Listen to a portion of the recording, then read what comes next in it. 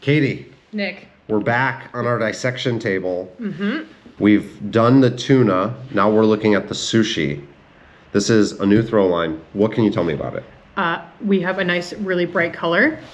We have the Dyneema cover, and we have a monofilament core. It's made out of nylon, as you can see here. So it is a 1.8 mil line. Yep, so you can see it. So that line is going to be super stiff.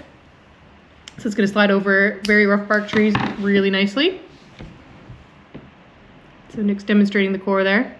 Gives it that nice flexion and that strength. And also, you can tell that it doesn't want to knot. No, it does not want to knot. And it doesn't want to have memory. Nope. You can see how it it's a little bit of memory there, but it doesn't want to kink and knot it. It flips out as you pull it. And what does this do to the stretch profile of it? There is no stretch profile. No stretch profile. I'd say there's zero stretch profile. You might get a little bit, but you don't have to milk the line or anything like that, other than if you did snap it. But. And what's interesting is you can see here kind of the difference in how the line behaves where I removed the core versus where I didn't. And this is one thing that I actually do on a new throw line with that monofilament. The reason why I do this is because tying knots repeatedly with this monofilament will turn it into a bit of a pigtail mess on the end of the line, and it's a bit of a mess and a faff to try to retie and make a nice tidy attachment point to my throw ball. Because it doesn't want to stay in a clove hitch. No, and it turns curly like a little pig's tail. So what I did is exactly what Nick had done in the beginning of the video.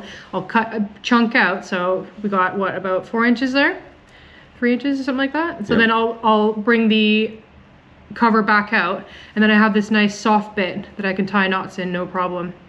And there's no memory in that, and it's easy to untie as well. So I usually use a slippery anchor bend on the top of my throw ball. Tell me, how does this fly through the air? It flies amazing through the air, super accurate, and when you're trying to manipulate the line, it flows over the bark, smooth or rough bark trees, really, really well. Oh, right, because it's kind of even almost wanting to lift itself up from the bark because of this monofilament. Yep, even in your shagbark hickories, I've never had an issue with this line.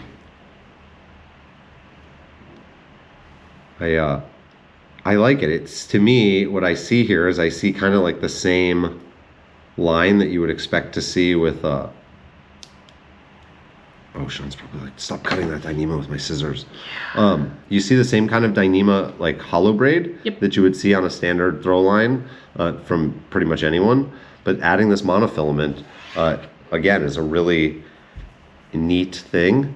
And everything that I've learned here since we've been here in Angers is that Courant kind of pulls out all the stops. They definitely do. It's a premium product. It's not the cheapest stuff, but that's because you guys are implementing technology and processes. We talked about X-braid, we've talked about the tuna, the sushi again, and just another example of putting more technology, a little bit more material to make things better. Yep, and they definitely listen to the consumer as well as the ambassadors. I'm called upon for opinion and feedback on all the products that I get sent.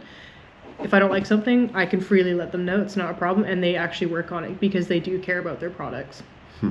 Well, I think it's showing, and now, since me and you are up here cutting sushi, we're sushi chefs. We are totally sushi chefs. We're sushi chefs. So I hope you enjoyed this. Definitely check out the Courant Sushi, which is available at Tree Stuff, and you can also have a really nice throw line. Very nice. Very nice.